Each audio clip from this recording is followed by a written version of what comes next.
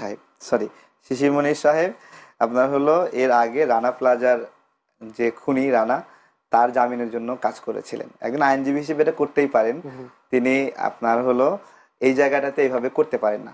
পরে আমরা বিক্ষোভ মিছিল করে উচ্চ আদালতকে প্রভাবিত করলাম যে, এবং রানাকে আর জামিন মুক্ত করা হলো না।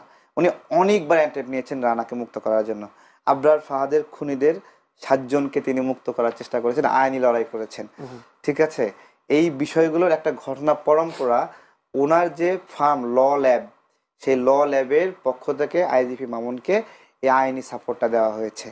সেই প্রেক্ষাপটে আমি এই ফিনান্সিয়াল অ্যামাউন্ট এবং তাকে অ্যাকিউজ করে বলেছি যে আপনার নৈতিকতার সঙ্গে এটা যায় না যে আপনি আইজিপি মামুনের পক্ষে দাঁড়াবেন।